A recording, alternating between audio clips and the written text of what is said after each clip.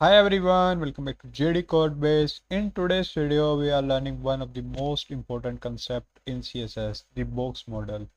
If you understand this properly, your layout will become clean, professional, and you will stop struggling with the spacing, alignment, and sizing problem. But even if I struggle in the beginning because I did not know how browser actually treat elements. So in this video, we will make it super simple and practical. Also, the PPT and source code are available in the description, so you can download and practice along with me. And everything on a web page, every element is basically a box, whether it is a heading, a button, an image, or a card. All of them are boxes. And in this video, we will break down how the box is structured and how spacing actually works in CSS.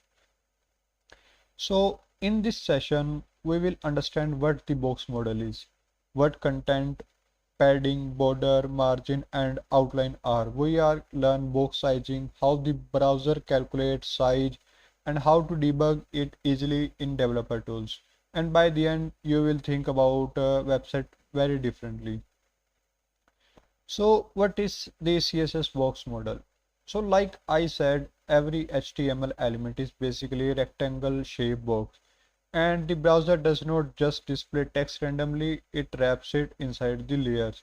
These layers control spacing and layout. Once you understand this, think like flex box, grid, layouts, responsive design, everything becomes easier. Now let's simplify the structure, means structure of the box model. So the box has four main layers. First is the content, then padding, then border, then finally the margin. And you should always visualize elements like this stack of layer. First one is the content. The innermost part of the content area, this is where your text, image, or anything actually lives. When we set width and height in the CSS, by default, it applies only to this content area, this on the heading or image or any content. So content can overflow if it does not fit. That's why we sometimes control width and height and minimum width or maximum width. Next is the padding. Padding is the space inside the box, and around that the content. Think of padding like the breathing room inside the element. It pushes content inward and increase the element total size. And we can set padding on all sides together or individual sides like top, right, bottom, left. Third one is the border. Border sits around padding and content. It is visible outer line of the box, and it also increases the total size of the element. And we can control border width, style, color, and radius for the rounded corner. Last one is the margin. Margin is the space outside the element. It creates gap between two elements, and margin does not affect the element size. It just pushes element apart. An important thing, vertical margins can collapse, meaning sometimes they merge together.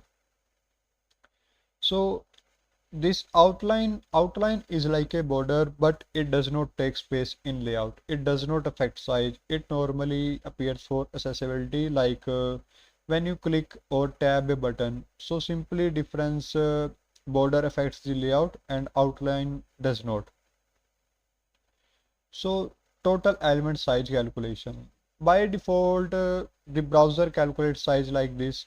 Total width is equal to content width, then padding, then border, then margin, and same for the height.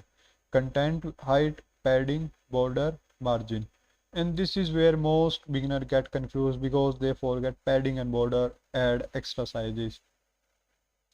Now, box sizing. Box sizing control how this calculation works. There are two main values. First one is the content box. Second is the border box. Content box is the default one, and border box is the recommended for the modern layouts. So in the content box, width apply only to the content. Padding and border get added on the top and add the extra layers. So this can break the layout easily. But in the border box, width includes the content plus padding plus border together. All of the three are together. So when you say width is 300 pixel, the whole box stays 300 pixel. This is the easier for responsive design and is used everywhere in the modern CSS. Most developer reset it globally instead of just talking. Let's see this practical in VS Code. So this is the basic structure of HTML, and I already set a class box and write the styling for this box. Here dot box, and let's say width is the 300 pixel. Okay, height is the 100 pixel, no issue, and background is the light blue, a light blue set. So yes, so this blue box is our content area. Width and height are applied only to content the right now. So let's add the padding. Here padding, let's say padding 20 pixel. Let's save this. See, if you see this, notice that the big box become bigger even though width is still 300 pixel because padding get added to the size. Let's add the border. Border is the 5 pixel, solid and navy. See this now border also increase the size if you notice this. So width is no longer really 300 pixel in total. Now let's add the margin, 30 pixel. Margin added the space outside the element. It did not increase the box size, only spacing from the other element. So now see the border box magic. Last one is the border box.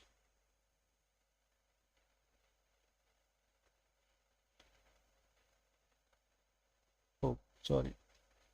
Box sizing is the border box. See, now the total width is stay exactly 300 pixel. Padding and border are counted inside, and this is why developer prefer the border sizing. So let's check them this visually using the developer tools. So let's see. If I click on this, if you see here the box as the 300 pixel, and because I already set the box sizing is the border box, and when I comment here border box and set here the div dot box, the if you see here the 350 multiply 150, the size of this box here. Let me show you why this happened. So this is so here wait. So here if I write I set the width 300 pixel. Where Japan? Yes, I set first 300 pixel, then I apply the padding is added extra. So padding left is the 20, then right is also 20, then I apply the border here which is 5 pixel and also from the right and the left. So now when I add this, the width becomes 350. That's why, where is it? Yes, if you see here the width become 350. Why? 300 for this blue box, this hello box model, and this 40 for this padding, then 10 from this border box. So this is why, that's why this width become 350. And when I apply the border box, then width must be 300 pixel, means content plus padding plus border all becomes the all together must be fit inside the 300 pixel.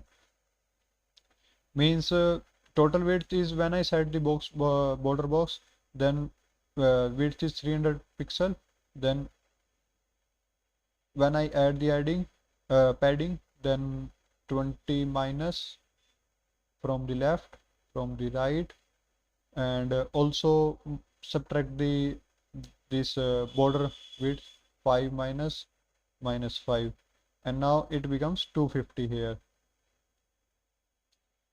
So if you see, if I set the border box, it becomes 250 here. Yes, 300 for the whole div dot box, and 250 for this hello box model, and 40 for this green part, and 10 for this navy, this border box, this border. So box stay fixed at the 300 pixel, and content becomes slightly smaller inside if you see here. That's why it may look smaller, but actually it is more control and easier to design with. So here you, as you see here, the see margin, border, padding, and content clearly in this developer tools. We'll see, yes. So see real use cases for this box model matters everywhere: cards, button, forms, layout, responsive design, and common mistakes to avoid is the beginners confuse margin versus padding. Forget the padding, increase size, and ignore the developer tools. Now you will not. So today we understand what box model is: content, padding, border, margin, outline, and total size calculation, content box versus border box, and debugging tools in the developer tools. And that is for this CSS box model, one of the most important fundamental in the CSS. If you understand this properly, layout, spacing, flexbox, grid, everything becomes easier for you. Download PPT and source code from the description. If this helped you, please like, share, and subscribe to JD Codebase. See you in the next video.